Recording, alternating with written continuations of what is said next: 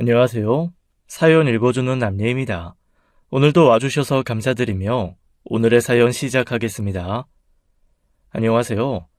저는 경기도에 사는 60대 초반의 여성입니다. 이전에 사람들이 가끔 제게 물었어요. 어르신, 대체 어떻게 아들을 그렇게 잘 키우셨어요? 그럼 저는 아주 간단하게 대답합니다. 돈이 많았어요. 농담입니다. 하지만 반은 농담이고 반은 진담이기도 해요. 제가 결혼한 건 23이었습니다. 제 남편이요. 결혼하고 얼마 안 가서 아들을 낳았고 아들이 돌도 채 되기 전에 교통사고로 세상을 떠났어요. 한밤중에 전화벨이 울리고 병원에서 남편분 하던 그 목소리를 지금도 기억합니다. 그날 이후 저는 본의 아니게 젊은 과부가 되었죠. 그때부터가 진짜 전쟁이었어요. 그런데 다행히 저희 친정이 아주 넉넉한 집안이었습니다. 우리 아버지, 이름만 대면 동네에서 모르는 사람이 없었죠. 아버지, 저요. 애기 분유값이랑 병원비 좀. 그래, 통장에 돈 넣어놨다. 돈 떨어지면 바로바로 말해. 이렇게 말하는 아버지가 저는 그때 세상에서 제일 멋졌어요. 엄마도 매주 반찬을 싸다 주셨는데 냉장고에 반찬을 쌓아놓고는 항상 한마디 하셨어요. 너는 밥이라도 잘 먹어야 돼. 이 와중에 얼굴 살 빠지면 안 돼. 괜히 사람들한테 가여워 보이잖아. 그래서 저는 과부지만 언제나 생기 넘치는 얼굴로 다녔습니다. 가끔 동네 어르신들이 저를 보고 어머, 아이 얼굴에 꽃이 피었네. 요즘 연애하나 봐. 라며 농담을 하시면 속으로 엄마표 장조림 덕이에요 했죠.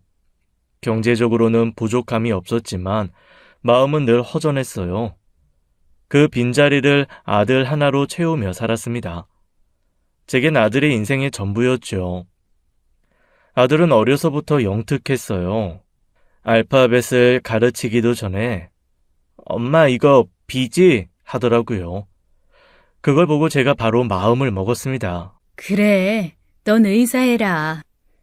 그날부터 저는 아들을 의사로 만들기 위해 모든 걸 걸었어요. 그렇게 아들은 자랑스러운 의사가 되었죠. 아들이 결혼할 땐 진짜 눈에 넣어도 안 아픈 며느리를 바랬습니다. 근데 글쎄, 그 며느리가 지금 제 목숨을 노린다는 녹음을 듣게 될 줄이야 몰랐네요. 인생이랑 가까이에서 보면 비극이라지만 멀리서 보면 희극이라더니 딱 제 짝이었습니다. 아들이 결혼하자 드디어 저도 마음 편히 혼자 살 수 있게 됐다고 생각했어요. 아시겠지만 자식이 결혼하면 부모 인생이 드디어 시작된다는 말이 괜히 나온 게 아니잖아요. 이제 좀 나도 날아볼까 하는 설렘도 잠시 제 인생의 계획표는 순식간에 물거품이 됐습니다. 제가 편히 혼자 지내겠다고 하니까요. 아들과 며느리가 매일같이 저를 찾아와서 애교를 떨더라고요. 이거 사람 참 난감하죠. 며느리가 어머니 저희랑 같이 살아요 할 때마다 저는 마음속으로 이렇게 말했어요. 난 혼자 사는 게 꿈이었다. 아들과 며느리는 거의 매일같이 집으로 찾아와서 집요하게 저를 설득하는 겁니다. 자식 이기는 부모 없다는 말이 정말 맞아요. 저는 결국 두 손, 아니 두 발까지 다 들고 말았어요. 마지못해 아들 부부와 합가를 하게 됐는데요. 처음엔 솔직히 나쁘지 않았어요. 아침에 일어나면 밥도 차려져 있고 며느리가 다정한 말도 해주고요. 그런데 그게 참 오래가지 않더군요. 인생 그렇게 호락호락하지 않아요. 며느리가 점점 겉과 속이 다른 모습을 보이기 시작했죠. 하루는 제가 마트에 장을 보러 갔는데요. 집에 돌아오니 분위기가 영 이상한 겁니다. 아들이 저를 힐끔힐끔 눈치를 보며 저녁 내내 말이 없어요. 제가 속으로 생각했죠. 저놈이 오늘 병원에서 무슨 사고라도 쳤나? 저도 애써 분위기를 좋게 하려고 농담을 건네는데요. 아들은 듣는 둥 마는 둥 하더라고요. 알고 보니 며느리가 아들에게 제가 하지도 않은 말로 모함을 했던 겁니다. 그게 무슨 말이냐면요. 제가 며느리더러 살림도 제대로 못하면서 괜히 내 집에 들어와서 편하게 살려고 왔냐 라면서 면박을 줬다는 거예요. 저는 순간 제 귀를 의심했어요. 제가 원래 농담은 자주 해도 사람 면박 주는 스타일은 아니거든요. 차라리 그런 성격이었으면 진작에 혼자 살았겠죠. 내가 살다 별소리를 다 듣는다 싶은 게 참 어이가 없더라고요. 더 화가 나는 건 아들은 그걸 또 철석같이 믿더라고요. 며느리 편을 들면서 오히려 저한테 말조심 좀 해달라고 하는 겁니다. 세상에 이런 놈의 불효자가 또 있을까요? 하지만 가만히 앉아서 당하고만 있을 제가 아니죠. 너는 수빈이가 말하면 무조건 그게 옳은 거냐? 지 아내 말 듣고 쪼르륵 엄마한테 와서 말 조심하라니. 이런 후레자식 같으니 자식 새끼 키워봤자 아무 소용없다는 말이 딱 너 보고 하는 말이야. 내가 널 어떻게 키웠는데 엄마를 이렇게 우습게 봐? 엄마, 난 그냥 수빈이가 상처받았다고 하니까. 상처? 네 마누라가 거짓말로 내 가슴에 못 박은 건 안 보이냐? 그리고 수빈아, 너도 잘 들어라. 어설픈 거짓말로 어른 기만하면 결국 네 얼굴에 먹칠하는 거야. 그런 얕은 수작 부릴 시간 있으면 가서 네 인격이나 더 키워라. 엄마! 어머님, 전 진짜 그런 뜻으로 말씀드린 게 아니라 억울. 너 지금 억울하단 말 함부로 하지 마라. 진짜 억울한 사람 따로 있으니까. 이왕 시작한 연극이면 끝까지 잘해보지 그랬니. 사람 속이는 재주도 없으면서 왜 헛수고를 해? 가끔은 인생에서 참아야 할 때도 있지만 확실히 터트려줘야 할 때도 있어요. 제가 그 순간 며느리에게 따끔한 한마디를 하고 나니 얼마나 시원하던지요. 그동안 살림을 안 하는 것도 참고 친구 만난다고 밤늦게 들어오는 것도 참았는데 이건 도저히 못 참겠더라고요. 그렇게 한동안 집안은 냉전 상태였어요. 그러던 어느 날 제가 집에서 쉬고 있는데요. 현관에서 아들 목소리가 들리는 거예요. 분명 평소보다 톤이 높았고 화가 단단히 난 느낌이었죠. 왜 집에도 안 들어오고 집 앞에서 저러나 싶었습니다.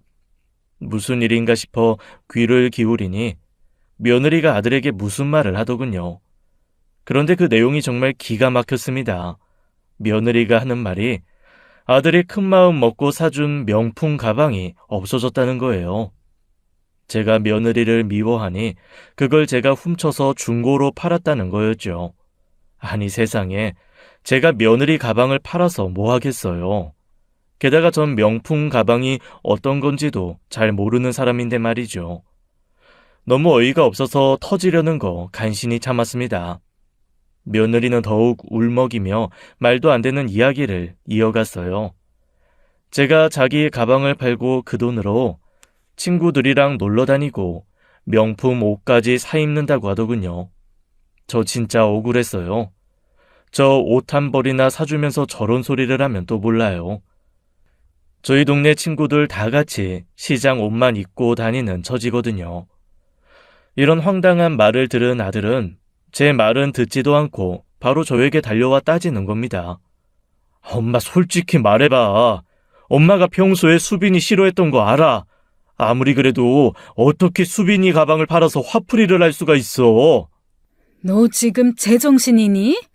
내가 평생 돈이 부족했니? 명품이 탐났겠니?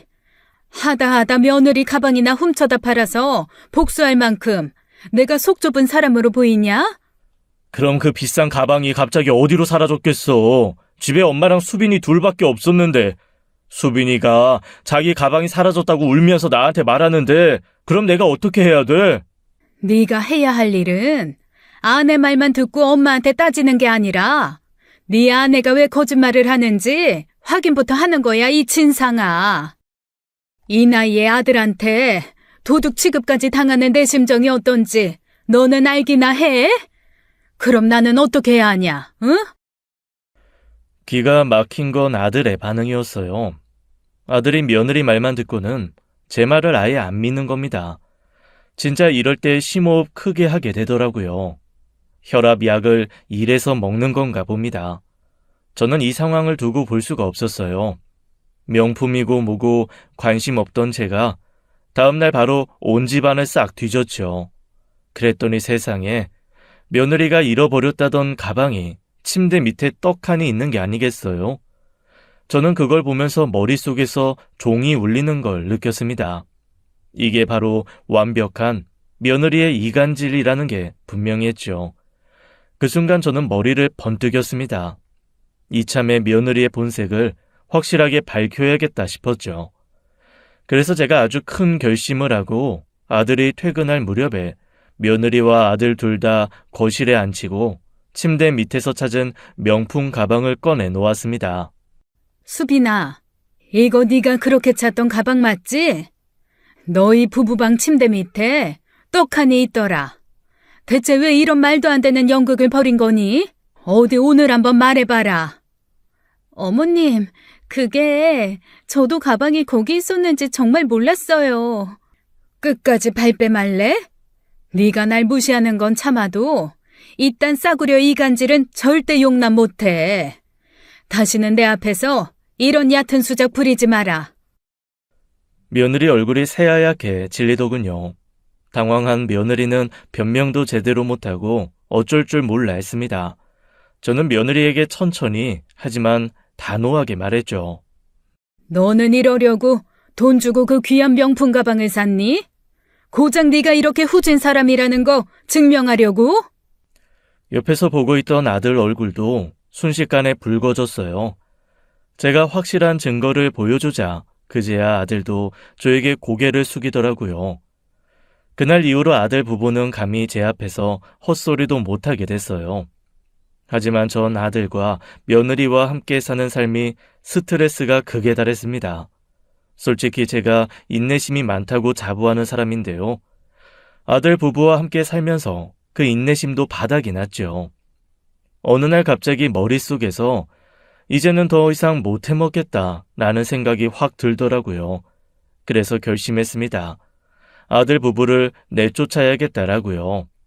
마음을 굳게 먹고 아들 부부를 얹혀놓고 얘기를 꺼냈어요.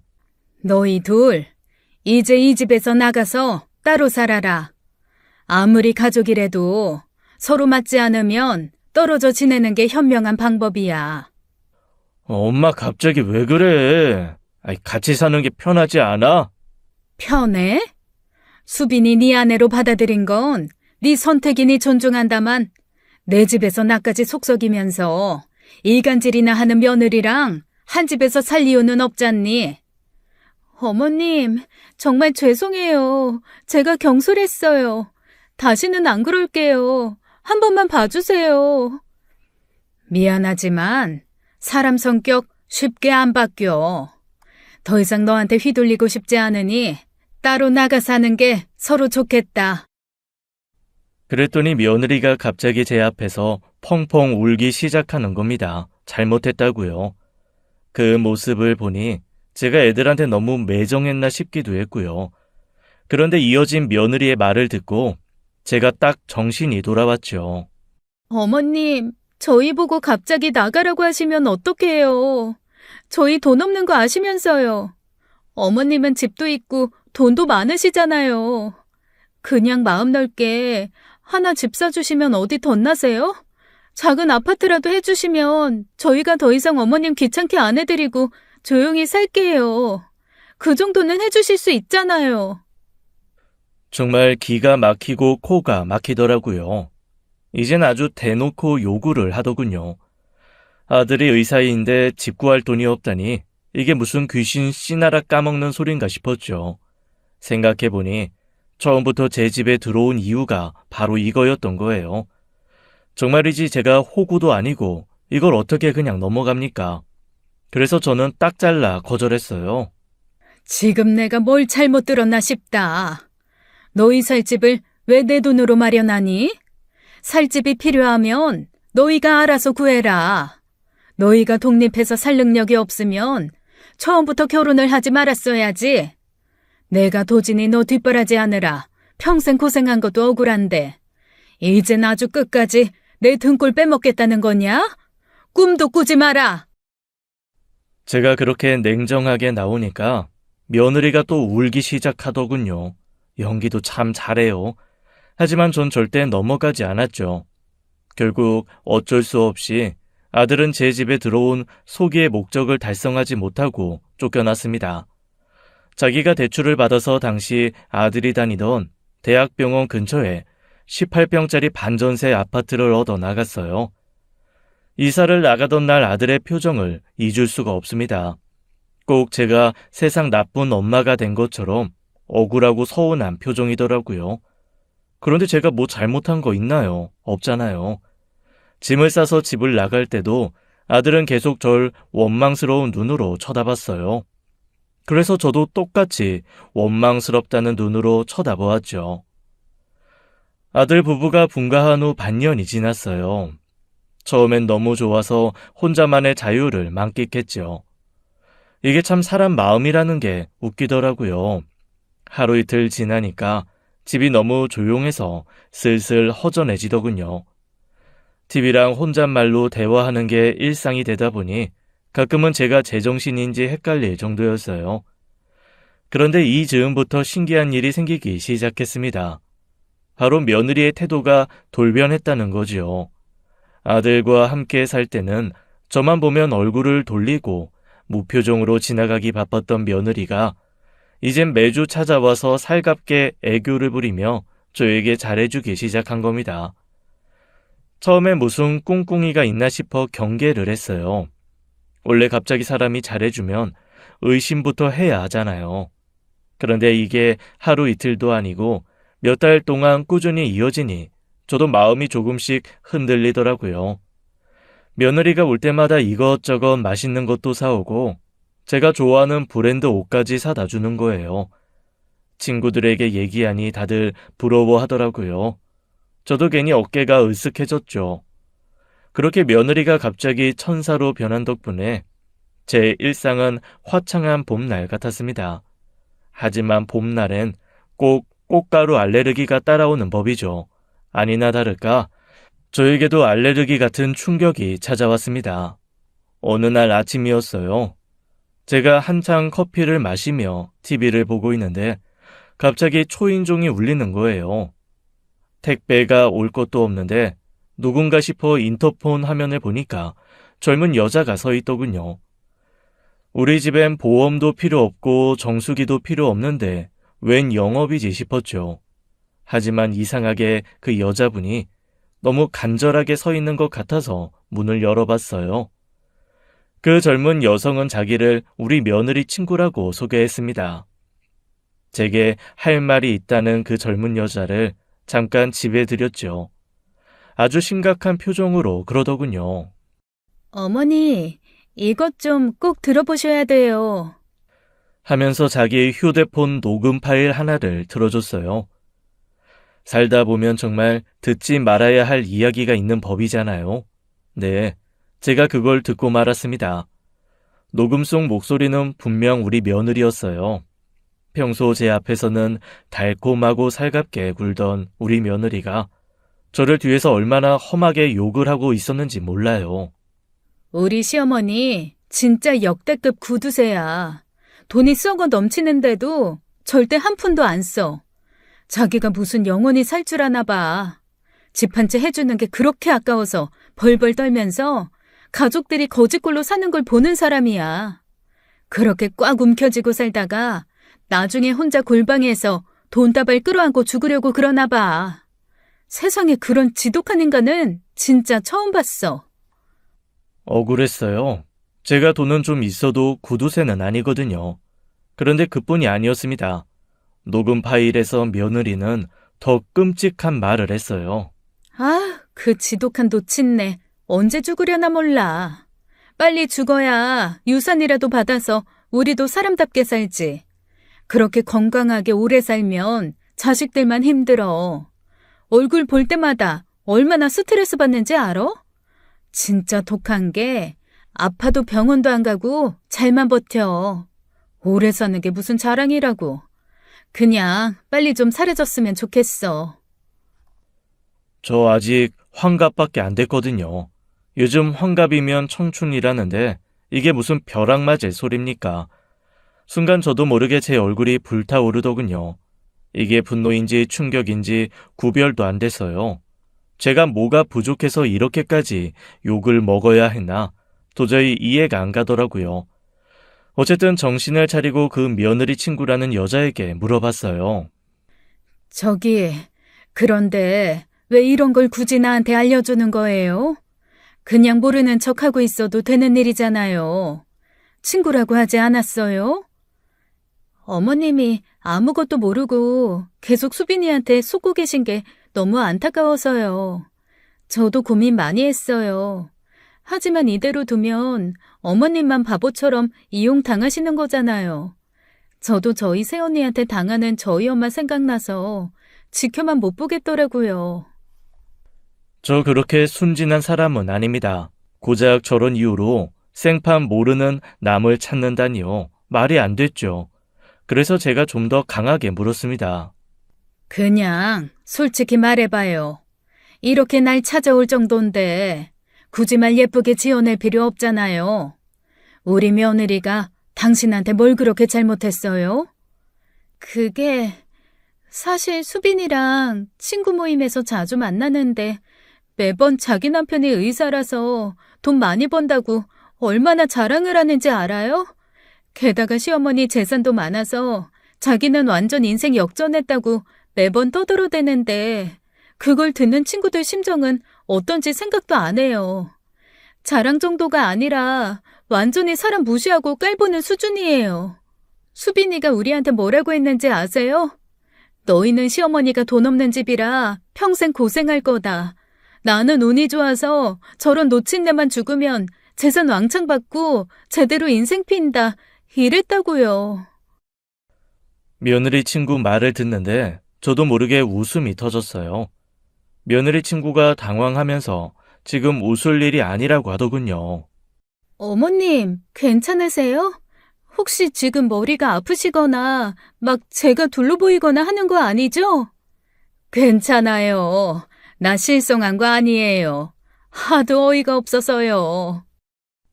이게 슬픔이 지나치면 웃음이 난다더니 화도 너무 나니까 웃음이 나오더라고요. 며느리 친구는 제게 그 녹취 파일을 제 핸드폰에 전송해주고 돌아갔어요. 며느리 친구가 떠난 후 며칠 동안 저는 이 문제를 어떻게 처리해야 하나 계속 고민했습니다. 며느리가 너무 괘씸했지만요. 아무리 생각해도 아들에게 바로 말하기엔 좀 위험한 일이었죠. 우리 아들 성격이 어떤지 제가 잘 알잖아요. 한번 화가 나면 며느리고 뭐고 다 뒤집어 엎을 스타일이거든요. 정말 큰 사달이 날 게 분명했죠. 하지만 그렇다고 이걸 그냥 덮어둘 수도 없잖아요.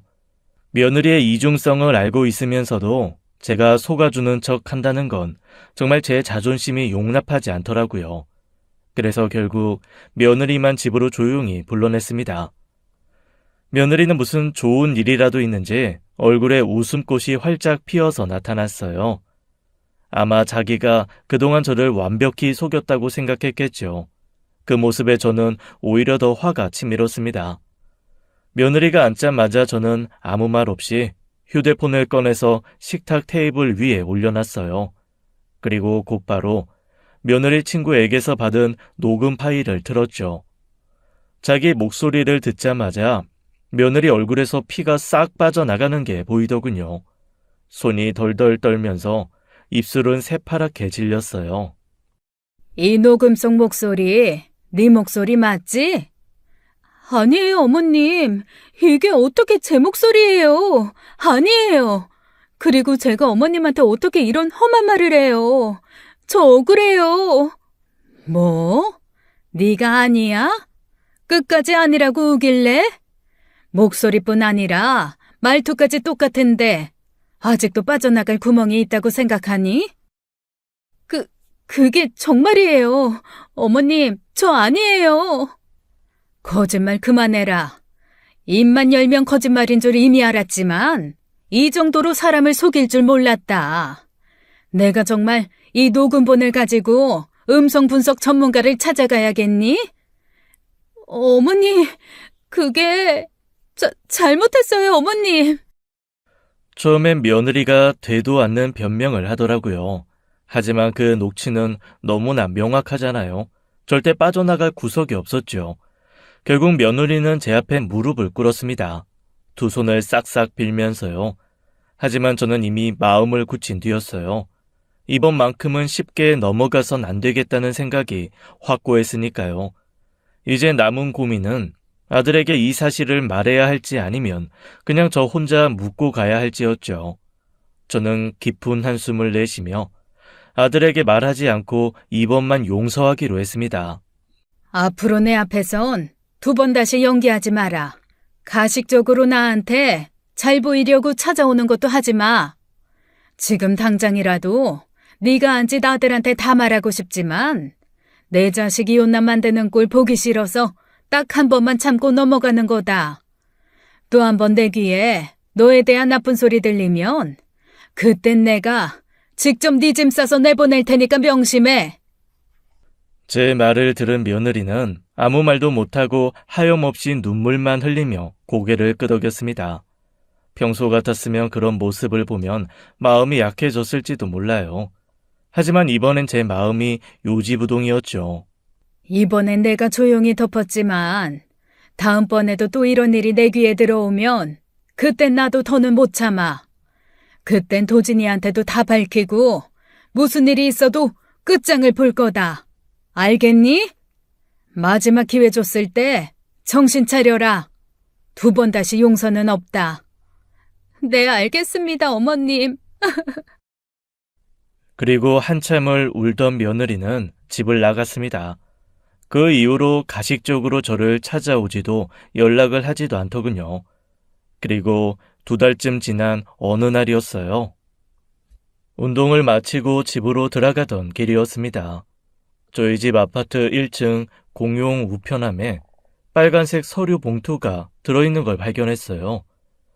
처음엔 요즘 유행하는 새로운 홍보 전단인가 싶었죠. 그런데 가게 홍보지 치고는 내용물이 너무 두껍더라고요. 일단 집으로 가져와 봉투를 열었습니다. 봉투를 찢자마자 그 안에서 사진이 툭 하고 떨어졌어요. 제 인생에서 가장 보기 싫었던 끔찍한 사진이었죠. 네, 바로 제 며느리가 떡하니 등장하는 사진이었습니다. 제 눈앞에 펼쳐진 사진들은 바로 며느리가 아들이 아닌 낯선 젊은 남자와 모텔을 드나드는 모습이었어요. 사진 속 며느리는 그 젊은 남자에게 앵겨붙어 환하게 웃고 있더라고요. 서류 봉투에는 그 사진과 함께 상대 남자에 대한 정보까지 아주 세세하게 적혀 있었죠. 이름부터 직업, 사는 지역까지 모든 게 다 적혀 있었습니다. 저는 숨이 턱 막혔어요. 고작 2달 전 그렇게 눈물 흘리며 잘못했다고 빌었던 며느리가 또다시 제 뒤통수를 이렇게 세게 치다니요. 도저히 믿기지도 않고 받아들일 수도 없었어요. 그러면서도 동시에 이런 의문이 떠올랐어요. 도대체 누가 이런 자료를 저에게 보낸 걸까요? 지난번에 찾아왔던 그 며느리 친구가 또 보낸 걸까 생각해 봤지만 만약 그 여자라면 왜 이번엔 직접 찾아오지 않고 이렇게 몰래 서류 봉투를 넣고 갔는지 이해가 되지 않았죠. 의심스럽고 이상했지만 일단 지금 중요한 건 그게 아니었습니다. 저는 즉시 아들에게 연락을 했어요. 제 목소리가 워낙 분노에 찼는지 아들도 뭔가 큰일이 난 걸 직감하곤 금방 달려왔죠. 아들이 집에 도착하자마자 저는 말 한마디 없이 그 사진들을 그대로 내밀었습니다. 도진이 너, 이 사진들 똑바로 봐. 수빈이가 너 몰래 다른 남자 만나고 다니는 꼴이다. 내가 네 앞에서 입 밖으로 꺼내기도 더럽고 치욕스러워. 이 꼴 보려고 내가 너 그렇게 힘들게 키운 줄 알아? 넌 이 꼴 보려고 그렇게 네 마누라 치마폭에서 살았고? 정신 똑바로 차려! 아들은 사진을 확인하자마자 얼굴이 순식간에 새하얗게 질렸습니다. 손이 부들부들 떨리고 이내 엄청난 분노가 얼굴에 나타나기 시작했어요. 이게 무슨 말도 안 돼. 수빈이가 이럴 리 없어. 엄마, 이거 도대체 어디서 난 사진이야? 어디서 나긴. 누군가 우리 집 우편함에 넣어놓고 갔더라. 도대체 누가 이런 짓을 한 건데? 지금 그게 중요하니? 네 아내가 바람을 피우고 있는데 사진 찍은 사람이 누구냐가 중요하냐? 저는 더 이상 참을 수가 없었습니다. 용서는 한 번으로 끝이었죠. 너 이 상태로 수빈이랑 계속 같이 살 수 있겠어? 지금이라도 정신 차리고 빨리 정리해. 이런 여자한테 인생 낭비하지 말라고. 아들은 제 말이 끝나기도 전에 고개를 끄덕였습니다. 아들도 저와 같은 결정을 내린 거죠. 하지만 저는 아직 마음이 좀 찜찜했어요. 사진을 보내온 익명의 제보자에 대한 의문 때문이었습니다. 이게 단순히 선의로 보낸 것인지 아니면 뭔가 더 복잡하고 위험한 목적이 있는 건 아닌지 불안한 마음이 들었거든요. 아들이 며느리와 단판을 짓는다고 집으로 간 이후 저는 아파트 관리실로 달려가 CCTV를 확인했어요. 대체 누가 이 제보를 했는지 확인하려고요. CCTV 화면 속에는 제보자가 우비를 뒤집어 쓴 채 우편함에 봉투를 넣는 장면이 잡혔습니다. 그래서 얼굴은 전혀 알아볼 수가 없었어요. 결국 제보자가 누군지 알 수가 없었죠. 아들은 며느리와의 이혼을 망설임 없이 진행했습니다. 며느리는 곧바로 저를 찾아와 매달렸어요. 지난번처럼 눈물을 흘리며 용서를 구했지만 저는 그 위선적인 눈물에 다시는 속지 않았습니다. 어머님, 정말 죄송해요. 저 진짜 죽을 만큼 반성하고 있어요. 한 번만 용서해 주세요. 반성? 네가 하는 건 반성이 아니라 쇼야. 이미 너한텐 충분히 기회 줬어. 이제는 다 끝났으니까 다시는 내 앞에서 눈물 흘릴 생각하지 마라. 저는 며느리에게 더 이상의 기회를 주지 않았어요. 이미 저와 아들에게 돌이킬 수 없는 상처를 줬고 스스로 그 결과를 책임져야 했습니다. 아들의 이혼 절차가 본격적으로 시작된 후에도 저는 마음이 편하지 않았어요. 계속 머릿속에 맴도는 의문 때문이었죠. 며느리의 부정을 제보한 제보자 때문에요. 왜 자신의 정체를 숨긴 채 이런 제보를 했던 걸까요? 단지 며느리를 싫어하는 개인적인 감정 때문이라고 하기엔 너무 치밀한 행동이었습니다. 결국 저는 그 제보자의 정체를 밝히기로 결심하고 행동에 옮겼어요. 아파트 공용 현관 CCTV로 제보자 신원을 확인할 수 없었으니 다른 방법을 찾았습니다. 그 주변에 주차되어져 있는 차들의 블랙박스요. 아파트 CCTV상에서 그 우비를 입은 제보자가 지나가는 길에 주차되어져 있는 차량의 차주들에게 모두 연락을 했습니다. 대부분의 차들은 이미 주차 장소를 이동한 후였기에 확인이 불가했죠. 또 블랙박스 상시 전원을 켜두지 않아서 녹화가 전혀 안 된 분들도 대부분이었고요. 이 방법으로 제보자를 찾는 것도 불가능해 보였어요. 하지만 제가 좀 집요해요. 결국 찾고 말았습니다. 그 제보자가 우비 모자를 벗고 걸어가는 장면을 찍은 블랙박스를요. 제보자를 찍은 차주분이 마침 그때 주차 중이었기에 딱 그분 차에 제보자가 찍혔더라고요. 그 차주분도 이상하게 생각했대요. 그래서 기억을 하고 있더라고요. 비도 안 오는데 우비를 입고 가는 게 영 수상했답니다. 덕분에 마침내 저는 그 제보자의 얼굴을 확인할 수 있었어요. 제보자의 얼굴을 보는 순간 저는 더 큰 충격을 받을 수밖에 없었습니다. 예상은 했지만 실제로 확인하니 더 믿기지 않았어요. 그 제보자는 바로 며느리 친구였던 겁니다. 저를 찾아와 며느리가 제 욕하는 녹음 파일을 전해준 그 여자요. 도대체 이 여자가 왜 이렇게까지 집요하게 이러는 건가 싶었습니다. 단지 개인적인 미움이나 질투라고 보기엔 무언가 또 다른 이유가 있는 게 틀림없어 보였거든요. 하지만 제보자인 며느리 친구를 찾아서 연락하는 것은 현실적으로 어려웠습니다. 이제 아들과 이혼할 며느리한테 너의 외도를 알려준 네 친구 연락처를 달라고 할 수도 없었고요. 대체 뭔 이유로 나한테 이런 걸 제보했냐고 묻기 위해 흥신소를 쓸 수도 없었죠. 무엇보다 며느리와의 관계를 정리하는 게 우선이었습니다. 며느리가 바람이 난 것은 누가 뭐래도 사실이었으니까요. 결국 아들과 며느리는 이혼했습니다. 아들의 이혼 과정은 예상대로 순탄치는 않았어요. 하지만 제보자가 준 외도의 증거 덕분에 아들이 이길 수 있었죠. 아들은 이혼 사건으로 인해 병원 개원 자체가 지체되고 있었습니다. 제가 아들 병원 개원을 금전적으로 도와주었었거든요. 그냥 공짜로 도와준 건 아니었고 나중에 병원의 수익을 나누는 투자 방식이었어요. 개원이 지연되면서 아들은 스트레스를 받아 했습니다. 그 때문에 저 역시 마음이 불편했죠. 그러던 어느 날 저는 병원에서 정기 검진을 마치고 근처 백화점에 들렸어요. 오랜만에 혼자 점심이라도 먹으려 푸드코트로 갔죠. 메뉴를 고민하다 우연히 시선을 돌렸는데 익숙한 얼굴이 제 눈에 들어왔습니다. 다름 아닌 아들이었어요. 그런데 아들은 혼자가 아니었습니다. 놀랍게도 아들과 함께 있는 사람은 바로 그 며느리 친구라는 여자였죠.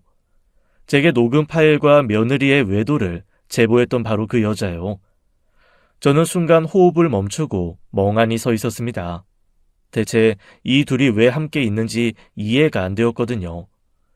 둘은 저를 보지 못한 채 다른 음식 코너로 걸어갔어요.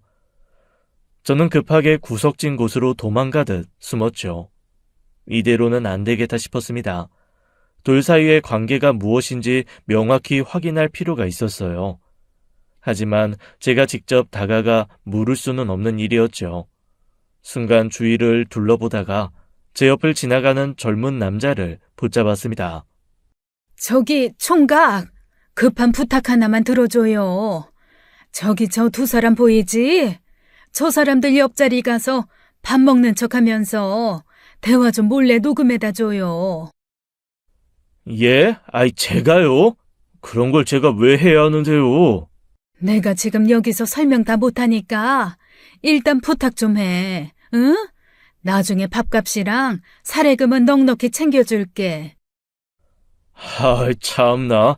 아줌마, 지금 사례금이 문제가 아니죠. 저 그런 이상한 거 하는 사람 아닙니다.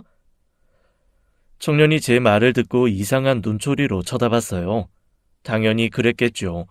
갑자기 낯선 아주머니가 그런 이상한 부탁을 하니 말입니다. 총각, 내가 사정이 있어서 그래. 응? 여기 현금 10만 원 줄 테니까 부탁 좀 해요. 빨리 좀 가줘요. 네? 네? 10만 원이요? 네, 바로 갈게요. 이제 밥값도 계산을. 아이고, 알았다니까. 순간 청년의 표정이 확 바뀌더군요. 청년은 바로 제 말을 따르기로 했습니다. 돈이 세상에서 가장 훌륭한 설득 방법이라는 걸 다시 한번 깨닫는 순간이었죠. 청년은 제 지시대로 아들과 며느리 친구의 옆 테이블로 향했고 자연스럽게 앉아서 휴대폰 녹음을 켜두었습니다.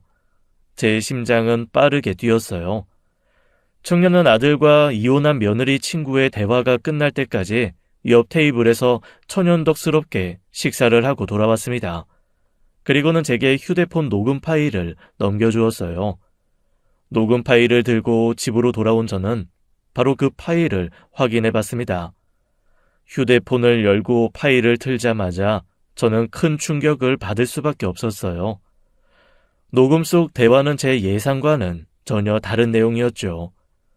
아들과 며느리 친구와의 대화는 이랬어요. 자기, 이제 이혼도 확실히 끝났으니까 우리 관계 정리 좀 하자. 더 이상 숨기고 싶지 않아. 내가 얼마나 비참한 줄 알아? 지금이 몇 년째야? 나 빨리 재혼해서 당신이랑 제대로 된 부부처럼 살고 싶어.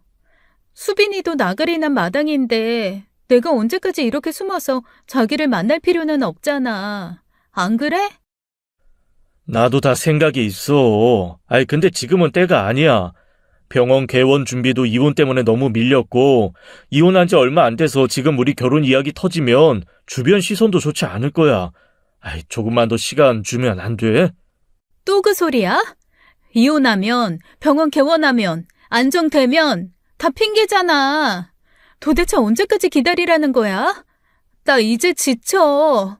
이젠 내 입장도 좀 생각해줘야지. 수빈이랑 이혼 전에는 그랬다고 쳐. 지금은 이혼도 했는데 내가 왜 주변 시선을 생각하면서 내가 기다려야 하는데? 알겠어. 네 마음 잘 알아. 그런데 정말 조금만 더 기다려줘. 부탁해. 그제야 저는 모든 진실을 깨달았습니다. 제 아들은 며느리와 이혼하기 전부터 그 여자와 외도를 하고 있었던 겁니다. 즉, 며느리 친구는 자신이 아들과 편히 결혼하기 위해 일부러 며느리의 잘못을 제게 알렸던 것이었죠. 처음 며느리가 제 욕을 심하게 했다는 녹음을 들려주었을 때 제가 그걸 조용히 넘기자 결국 며느리의 외도까지 제보한 거였어요.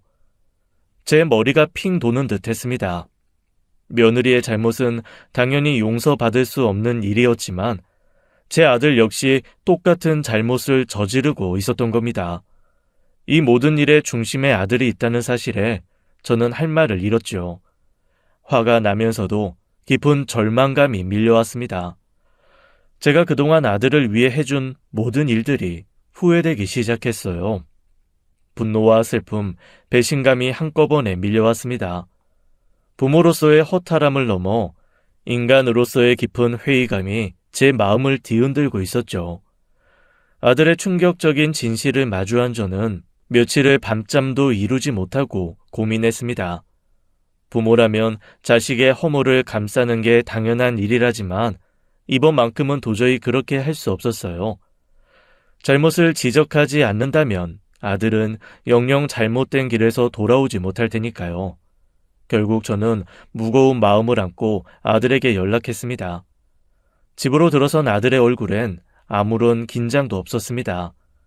아마 자신과 그 여자의 일을 제가 전혀 모른다고 생각했겠죠. 저는 아들을 거실 소파에 앉혔습니다. 그리고 아무 말 없이 백화점 푸드코트에서 얻은 녹음 파일을 틀었습니다. 녹음 속 자신의 목소리를 듣자 아들의 표정이 싸늘하게 굳었어요. 잠시 침묵이 흐른 뒤 제가 먼저 입을 열었죠. 내가 진짜 네 얼굴 보는 게 부끄럽다. 네가 어떻게 이런 짓을 할 수가 있어? 네 아내 수빈이 외도 증거 내게 넘겨준 사람이 다름 아닌 네가 만나던 그 상간녀였어? 네가 바람 피우는 여자 말이야. 그 여자가 왜 나한테 그런 사진까지 보냈겠니? 어? 네 결혼 깨고 자기가 네 옆에 떳떳하게 서고 싶어서였겠지. 대체 네가 무슨 짓을 한 건지 알고 있는 거니? 어떻게 네가 수빈이 욕할 자격이나 있냐고. 너도 똑같은 짓을 저지르면서 마치 피해자인 척 억울한 척 굴었던 거야? 네가 정말 내 아들이 맞나 싶다. 난 네가 사람 구하는 의사 되라고 키웠지. 사람 마음에 칼 꽂고 가족 무너뜨리는 인간으로 키운 적 없어. 부끄러움이 뭔지도 모르는 너 같은 놈을 내 아들이라고 키운 내가 정말 한심하고 억울해서 잠이 다 안 온다. 며느리의 외도 증거를 제게 건넨 것이 자신의 내연녀라는 사실에 아들도 당황하며 놀라는 기색이 역력했습니다. 며느리 친구가 제게 그 녹음을 들려주었다는 사실은 꿈에도 몰랐던 모양이었죠. 하지만 그런 아들의 놀람도 잠시였습니다. 이내 표정을 바꾸더니 오히려 뻔뻔하게 나오는 겁니다. 그래서요? 엄마, 아직도 내가 숙제 검사나 받는 초딩으로 보여요? 나도 이제 성인이야. 아무리 엄마라지만 내 사생활까지 일일이 간섭할 권리는 없지. 안 그래? 내가 누구를 만나든 어떻게 살든 내 사생활이야. 엄마가 이렇게까지 끼어들 일이 아니라고 보는데? 순간 저는 깊은 실망감을 느꼈습니다. 아들이 이런 식으로까지 뻔뻔하게 나올 줄은 정말 상상도 하지 못했어요. 그렇게 어릴 적부터 모든 걸 쏟아부어 키운 자식이었는데 말입니다. 그래서 저도 담담히 대답했습니다. 그래, 도진이 네 말이 맞다. 너도 다 큰 성인인데 엄마가 지나치게 간섭을 했네. 그래, 각자 인생이 있는 거지. 그 말을 듣고 아들은 오히려 조금 안도하는 표정이었습니다. 아마 제가 큰 소리로 화내거나 꾸짖지 않는 걸 보며 안심했겠죠. 하지만 그 순간 제가 다음 말을 덧붙이자 아들의 얼굴색이 다시 확 바뀌었습니다. 그렇게 잘난 다 큰 성인이니 병원도 네 돈으로 네가 알아서 차려라. 어? 아이, 뭐라고? 너한테 투자한 건 널 믿었기 때문이었어. 그런데 지금 너 하는 꼴을 봐라. 사람이 덜 된 인간이구나. 네 병원 개원을 위해서 준비했던 투자 전부 취소할란다. 엄마, 지금 갑자기 무슨 소리야? 투자금 이미 병원 계약금으로 다 들어갔다고. 계약 다 끝났는데 이제 와서 없던 일로 하면 나 당장 망하는 거야. 사람 됨됨이가 이 지경이면 망해도 돼. 엄마, 아무리 화가 나도 이건 아니지. 나 완전히 파산한다고. 엄마는 단순히 열받았다고 하나뿐인 아들 망하게 만들고 싶다는 거야? 나 때문에 네가 망하는 게 아니라 네가 벌인 짓이 너를 망하게 하는 거야. 사람으로서 최소한의 도리도 지키지 못하는 사람이 무슨 병원을 열어서 사람을 살린다고 하겠니? 너부터 사람이 되고 사람을 살리든 말리든 해. 엄마, 나 진짜 끝장난다고. 제발 감정적으로 결정하지 마. 우리 비즈니스적으로 투자 계약한 거야. 그래, 비즈니스적으로 내가 말하마. 이도진 씨, 난 당신을 이제 더 이상 믿기가 어렵네요. 그래서 더 이상 당신한테 투자를 할 수가 없어요. 당신은 글러먹었어요. 제 마음은 이미 단호했습니다. 자식이 망하는 모습을 보고 싶어하는 부모가 세상에 어디 있겠습니까? 하지만 지금 이 상황에서 중요한 건 아들의 성공이 아니었습니다. 성공을 하더라도 사람이 되어야 의미가 있는 법이니까요. 도진아, 병원이 아무리 중요하다고 해도 사람 되는 것보다 중요하지 않아. 지금 너 모습을 봐라. 이렇게 비겁하고 부끄러운 인간으로 살아가면서 성공하고 돈 많이 번다고 그게 무슨 의미가 있겠어. 차라리 평범하게 살아도, 아니, 부족하게 살지언정 인간이 먼저 되거라 도진아. 저는 아들에게 분명히 전했습니다. 앞으로의 네 삶은 네 스스로 책임지고 살아가라고요. 아들 말대로 네가 다 큰 성인이니 말입니다. 제가 할 수 있는 것은 여기까지였습니다. 아들이 결국 스스로 깨닫지 못한다면 그 어떤 도움도 무의미할 테니까요. 결국 아들은 병원 개원을 하지 못했습니다. 제 투자가 중단된 후 병원 개원 자금 마련에 큰 어려움을 겪었거든요. 그렇게 아들은 자신이 꿈꿔왔던 성공과 명예에서 점점 멀어졌죠. 물론 그런 아들을 지켜보는 제 마음도 편치는 않았어요. 아들이 실패하는 모습을 보는 부모의 마음이 얼마나 아픈지 이루 말할 수 없었으니까요. 하지만 저는 마음을 굳게 먹었습니다. 이번만큼은 아들이 제대로 깨달아야 했어요. 사람은 누구나 실수를 합니다. 하지만 그 실수를 통해 스스로 깨닫고 성장하는 사람만이 진정으로 성공할 자격이 있다고 생각했습니다. 제 아들은 여전히 자신이 저지른 행동에 대해 반성하지 않는 모습이었어요. 오히려 제게 원망을 쏟아내고 있었습니다. 병원을 열지 못한 것이 마치 전부 제 탓인 양 몰아세우고 자신의 책임을 저에게 떠넘기려 했죠. 아들은 결국 상간녀인 며느리 친구와 헤어졌습니다. 서로를 믿지 못하고 다툼이 점점 큰 싸움으로 번져 끝내 헤어졌다고 합니다. 저는 그 소식을 전해 듣고서도 크게 놀라지 않았어요. 처음부터 잘못된 관계는 어떻게든 파국을 맞이할 수밖에 없는 법이니까요. 저는 아들과의 연락을 끊고 한동안 혼자 조용히 지냈습니다. 가끔은 정말로 외롭고 쓸쓸했어요. 사람들 앞에서는 담담한 척했지만 혼자 있을 때면 늘 아들의 모습이 눈앞을 스쳐 지나갔죠. 어린 시절의 아들부터 지금까지 모든 모습이 말이에요. 특히 아들이 처음 의사가 되었던 날 얼마나 자랑스러웠는지 아직도 잊을 수가 없습니다. 그 시절의 기억이 지금은 오히려 저를 더 괴롭히고 있네요. 하지만 저는 이번 일을 겪으며 많은 걸 배웠습니다. 부모라고 해서 자식의 모든 인생을 책임질 수 없다는 것. 결국 사람은 자기 인생의 결과를 스스로 책임질 수밖에 없다는 것을 말입니다. 아무리 부모가 애를 쓰고 희생한다고 해도 자식이 스스로 잘못을 깨닫지 못하면 모든 것이 허무하게 끝날 수밖에 없습니다. 제가 이 나이에 와서야 그런 평범한 진리를 몸소 깨달았다는 게 참 씁쓸하기만 합니다. 지금 저는 그저 평범한 일상으로 돌아가려 노력하고 있습니다. 한동안은 여행도 가보고 혼자 책을 읽으며 마음을 다잡고 있어요. 세월이 흐르면 제 마음의 상처도 조금씩 아물겠죠.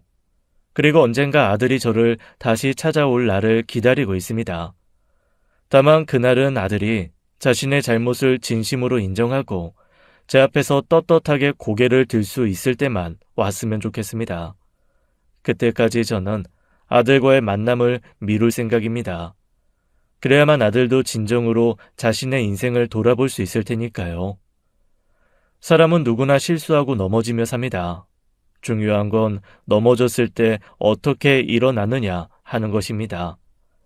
제 아들이 부디 이번 일을 계기로 스스로의 잘못을 깨닫고 다시 일어설 수 있는 진정한 인간이 되길 바랄 뿐입니다. 그것만이 제가 아들에게 줄 수 있는 마지막 바람이자 가장 진심 어린 기도입니다. 긴 사연 들어주셔서 정말 감사합니다. 지금까지 사연 읽어주는 남녀였습니다. 끝까지 함께 해주신 여러분 감사드리며 저희는 다음 사연으로 돌아올게요. 감사합니다.